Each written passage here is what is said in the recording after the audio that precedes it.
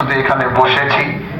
তো আমাদের এই মত বিনিময় সভাটা নিজেদের ভিতরে পরিচিতিটা বাড়ানো এবং আজ আমাদের এই গণযাত্রা এই জোয়ারকে আরো বৃদ্ধি করার জন্য আমাদের এই একসাথে বসা। এজন্য ভাই আমার, আমি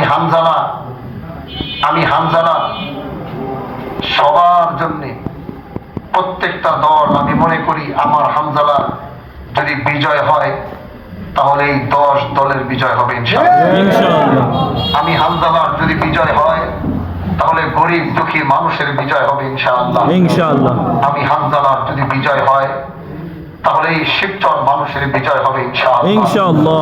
কারণ আমরা শপথ করেছি, আমরা আমাদের সেই রেখে যাওয়া আমানতটুকু রক্ষা করতে গিয়ে যদি সংসদে দাঁড়িয়েও যদি আমাদেরকে প্রতিবাদ করতে হয়, এতটুকু বলতে পারবো ইনশাআল্লাহ 54 বছরে বাংলাদেশের পার্লামেন্টের মেম্বারে দ্বারা দাঁড়িয়ে কথা বলেছে, এবারের 26-এর নির্বাচনে যদি আপনাদের এই 10 দলীয় জোটের প্রার্থী হানজালা যদি সেইখানে যেতে পারে, সেখান থেকে আমরা এমন ভাবে কথা বলবো গোটা দেশ আর গোটা জাতি বলবে, হয়তো আমরা হাজী শরীয়তুল্লাহকে দেখি নাই, কিন্তু আমরা হাজী শরীয়তুল্লাহর রক্ত আর খুনকে দেখেছি।